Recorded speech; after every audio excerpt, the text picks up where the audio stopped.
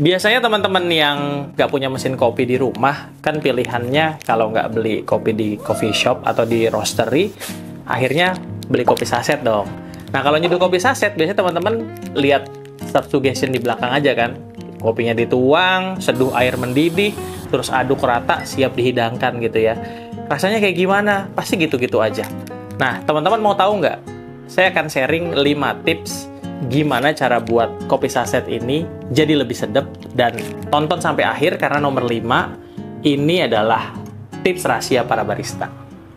Kebiasaan pertama teman-teman kalau nyeduh kopi saset biasanya kan taruh bubuk kopi ke gelas ya kan, langsung seduh dengan air mendidih kayak serving suggestion di sini.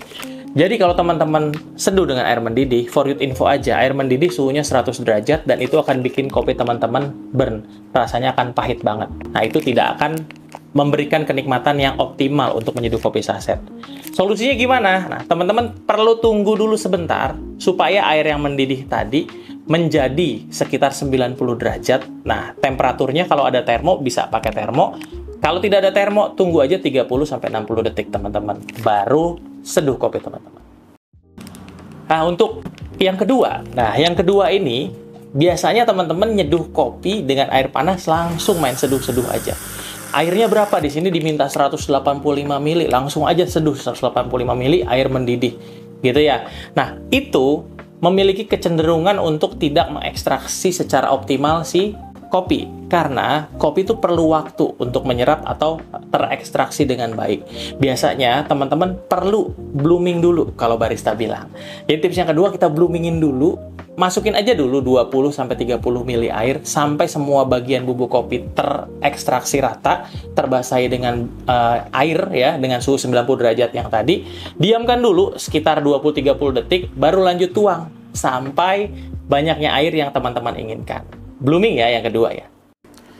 Nah, terus yang ketiga, biasanya selesai taruh bubuk kopi, seduh air sesuai dengan takaran, air panas tentunya ya, terus langsung diaduk biasanya teman-teman, supaya terekstraksi dengan baik semuanya. Biasanya gitu kan teman-teman lakukan di rumah kan, ngaku dong, ya dong. Apa yang terjadi kalau teman-teman langsung aduk? Jadi pada saat teman-teman aduk, semua bagian kopi yang seharusnya tidak terekstraksi, ikut terekstraksi. Jadi baik rasa bitter, rasa yang terlalu asam, rasa sepet, semuanya akan ikut terekstraksi karena teman-teman langsung aduk gitu aja. Nah, kalau teman-teman mau ngaduk, teman-teman bisa aduk dengan airnya. Jadi tuang dengan gerakan memutar, terus airnya akan mengaduk bubuk kopi dengan perlahan, sehingga bubuk kopi terekstraksi secara penuh dan tidak ekstrim. Tidak seluruh bagian yang tidak enak ikut terekstraksi. Jadi hanya bagian-bagian kopi yang enak aja yang keluar rasanya. Yang nggak enak nggak usah diajak teman-teman ya. Seperti itu. Nomor 3, perlahan aja, nggak usah diaduk langsung, perlahan aduk dengan airnya. Atau kalau nggak punya kettle-nya, aduknya bisa pakai sendok tapi pelan-pelan. Nanti kita tunjukin. Tips yang keempat. Teman-teman yang nggak suka rasa kopi saset yang biasanya identik dengan rasa yang pahit atau kepahitan buat teman-teman, kita punya tips rahasia sebenarnya, yaitu teman-teman bisa tambahin garam.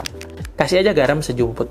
Nah, rasa pahitnya pasti akan lebih berkurang atau akan lebih netral. Karena for your info, garam bisa membuat rasa kopi lebih stabil. Nah, tips yang kelima, teman-teman tuh sebetulnya kadang-kadang suka melupakan ini karena memang buru-buru ya.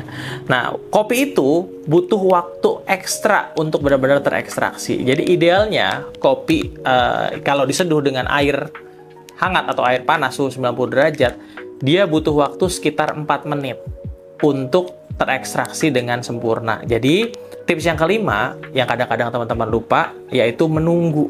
Tunggu kopinya sampai 4 menit, lalu siap untuk teman-teman seruput. Pasti rasanya the best. Nah, kadang-kadang teman-teman tinggal mandi, tinggal beres-beres, nyeduhnya 15 menit ke depan, rasanya udah kurang optimal pasti. Jadi tunggunya 4 menit aja. Jangan kelebihan, jangan kekurangan. Ingat ya, catat ya, 4 menit nunggunya. Nah, setelah 4 menit, teman-teman siap untuk seruput kopi ini. Jangan lupa dicium dulu aromanya. Aromanya jauh lebih kaya dibanding dengan metode seduh sesuai dengan serve suggestion di sasetnya.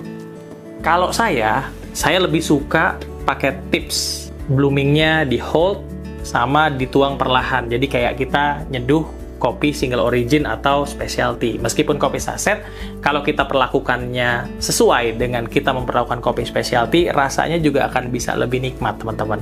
Nah, jangan lupa ya, kalau teman-teman sukanya yang nomor berapa? 1, 2, 3, atau 5.